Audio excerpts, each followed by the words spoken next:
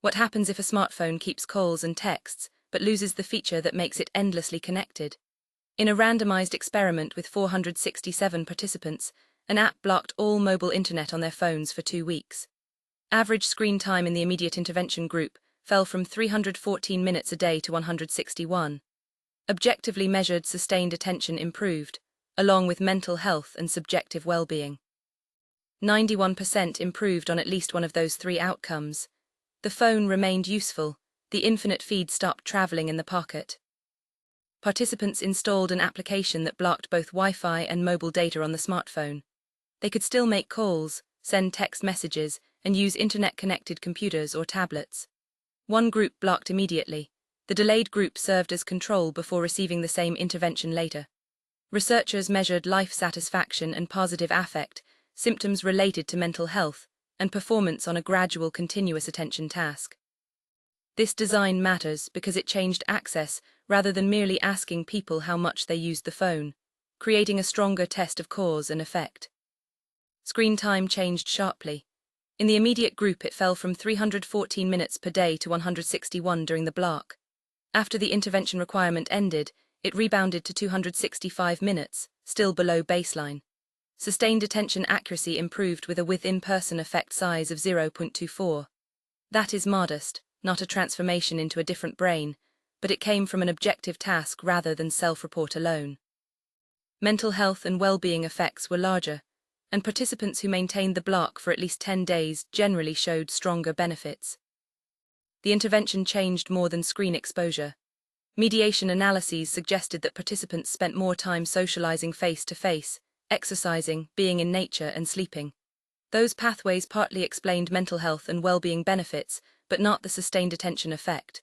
91% improved on at least one primary outcome, which is different from saying 9 out of 10 improved on everything. Some people did not maintain the block.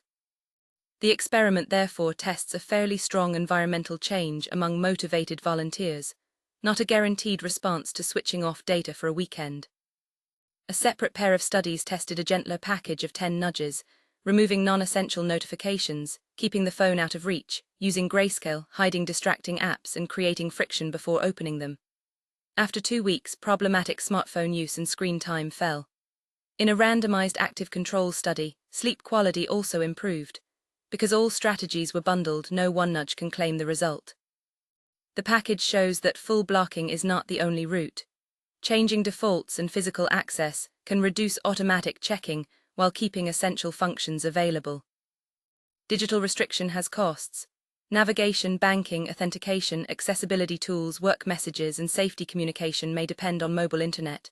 A rigid block can be impractical or risky. The sample was self-selected, and behavior rebounded when the requirement ended.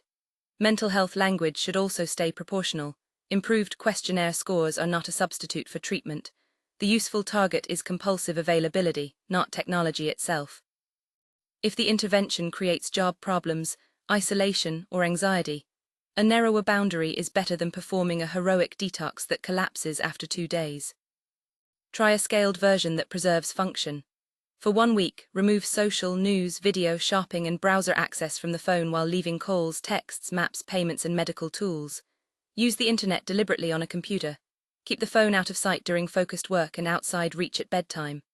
Record daily screen time, a 20-minute concentration task, sleep and mood. If full removal is impossible, disable notifications and add friction to the 2 apps that create the most unplanned sessions. Make the environment do the resisting. The experiment does not prove that smartphones are bad. It shows that carrying unrestricted internet all day changes behavior, and temporarily removing that access can improve several outcomes. Screen time nearly halved during the block, sustained attention improved modestly, and most participants improved on at least one major outcome.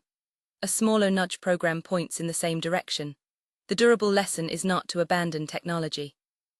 It is to stop treating unlimited mobile access as the neutral default.